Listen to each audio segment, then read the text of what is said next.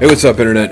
It is Doc, and it's been a while since I uploaded a video. I've been busy with some real-life shit and just playing the game without really recording or worrying about it. But now, I sat down probably about 20 minutes before I'm here recording this now, to play some Battlefield on the PlayStation. Was really looking to play with some people that have recently added me on the PSN, but didn't see any of them online, so out of that, didn't see any of them online. So I'm just running solo in this one, and I left all that beginning bit so you could see that I get into this match when it is pretty well over. The team that it puts me on really has no hope of coming back from the position that they're in now. But I had a topic that I wanted to discuss in the next video, and I uploaded, and so I figured this would be perfect.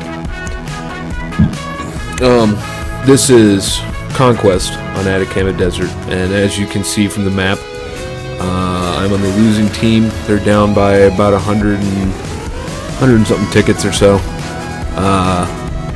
with only one flag captured. So I immediately spawn on the squad mate that is out of the deployment, and also notably the only person on the team that is out of the deployment, on a quad, and jump off and run into C. I figure if we have A and they have the other two flags, since their spawn is on that side, they will more than likely be cluster fucking at A right now, and C should be an easy capture. And so, which brings me to why I chose this particular game, as it is a loss. There's no hope. Well, there is hope, but it's a very slim hope of coming back. Who the fuck is beeping on the phone? To talk about the subject of kill-death ratio. Everybody's favorite topic in gaming. Not just about the single match kill-death ratio, but overall kill-death ratio. So, among the gaming world online, be it Halo players, Call of Duty players, Battlefield players, pretty much any online game, kill-death ratio is a big deal. Whenever people talk about their stats or whatever, kill-death ratio inevitably will always come up, if not the first thing that gets mentioned. Someone says to you online, "Hey, I'm a beast." You say, "Oh, what's your kill-death ratio?" And if it is less than yours, then you proceed to berate them and call them a noob or what have you. But Battlefield kill-death ratio is unimportant. Completely unimportant. And here's why. So, Battlefield is an objective-based game. If you play squad deathmatch, yes, your kill-death ratio is important. So before anyone says, "What about squad deathmatch?" Yes, I acknowledge squad deathmatch, kill-death ratio is important. Any other game mode, not important. The only thing that matters in Rush, Conquest, Squad Rush, any objective-based game mode is the objective. You see all over the internet these days, be it YouTube, Twitter, forums, whatever, play the fucking objective, or PTFO, and every now and then some people will be super clever and they'll throw or GTFO on the end, which, I'm going to assume that everybody knows what that means, because that is really the only thing that's important. This myth that having a good kill-death ratio in Battlefield makes you a good player is way off base. I can say this from experience. Now, you can look at my stats on Xbox and PS3. I have a positive kill-death ratio. It's not the greatest. It's like a 1.25 or something on Xbox, and like a 1.3 or 1.4 on PS3. Alright, so I just went and looked those stats up, and it's a 1.24 on the Xbox and a 1.33 on the PS3. But that's not important, because the ratio that matters when it comes to Battlefield stats is win-loss, which on Xbox we've got a 1.75 and PS3 a 2.13. also while I was doing that, I got myself a frosty Dos Equis Amber, which, by the way, is not nearly as good in a bottle as it is on draft. Just for your general knowledge.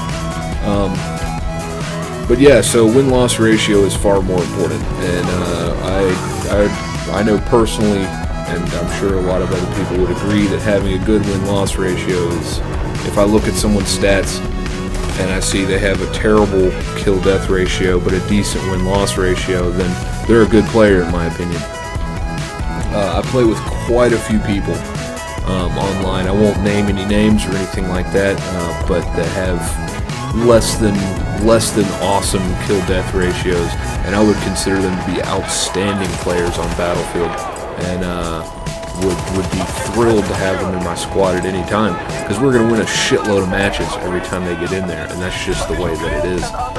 Some of the best players that I've ever seen have negative KDs, but their win-loss is through the fucking roof, and that's because they play the objective and they play it properly. So this particular match, and the reason I chose to upload it, I got in the match and it was more than halfway over, I would say, and I managed to pull out the ace pin, and not only that, but double the score of the guy below me on the scoreboard on my team, whereas the enemy team's got points coming out the fucking yin-yang. So really this is to all the COD players, because COD seems to fall victim to this line of thinking more than anything else. And since the growing trend seems to be that a lot of people that play Call of Duty and are, for lack of a better term, Call of Duty fanboys, will be turning their sights towards Battlefield 3, and many have already picked up Bad Company 2 and are playing that.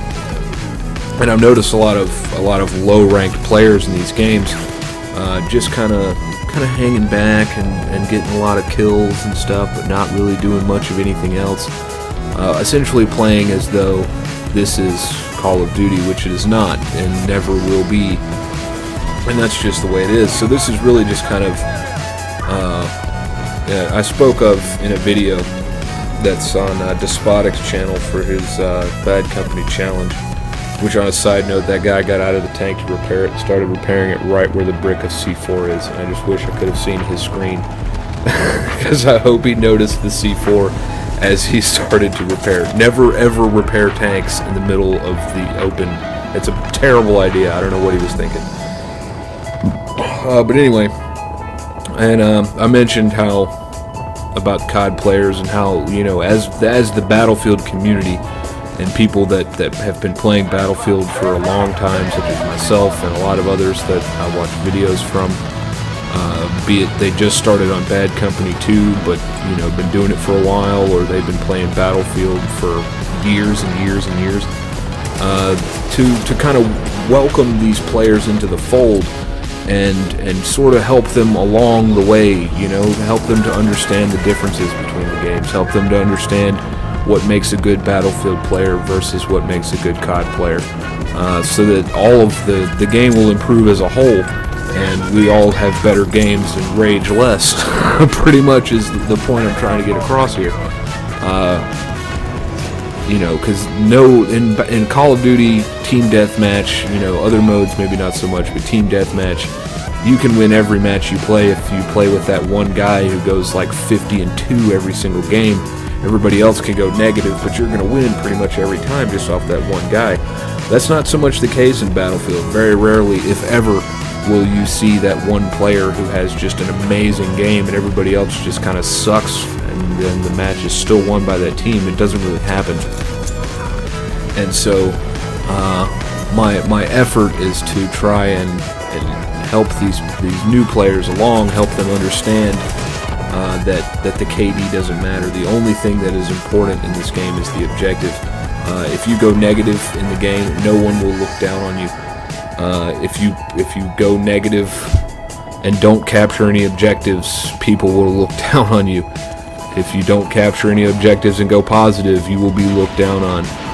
But if you make some kind of an effort to get out there and play the objective, then you'll be fine. And that's not to say that things like snipers providing, overwatch if they're doing it properly, and spotting people and stuff like that is important, because it is a good sniper on a team. Marking people and stuff like that is essential. But when the entire team plays as a sniper, then that's no good. That doesn't help anybody out, because then 2 or 3 people would just get frustrated being the only people running after objectives, and they're going to leave the match or whatever. Then you're screwed. You're guaranteed a loss. Unless you get out there and do something yourself. So when I was playing this game, I noticed that once I actually got out there and started trying to take stuff, my own team sort of came out of their shell a little bit, and we managed to actually kind of drag this out for a little while. Typically, you see a game where most of the flags are captured by the enemy and they're down 100 tickets. It's pretty much over. You got maybe a few minutes left, just get some kills and then wait for it to be over. But in this case, this video is fucking 12 minutes long. We dragged it out for like 10 minutes. And I would say that that's something to be commended. So I actually stayed in this lobby for the second round on the same map with all the same players and everything, and was determined to win that match come hell or high water. And I'm going to upload that as well. It's a little bit longer game. It's about 20 minutes long, so we'll see if maybe we'll just cut out some of that and make it like the highlights of it or something. But that's coming up.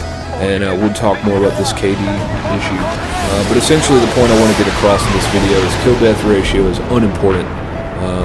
Just play the objective, do whatever you got to do. And if you might think, but if I lose, if I die a lot, then we lose a lot of tickets. And, losing tickets is ultimately what loses the team the game.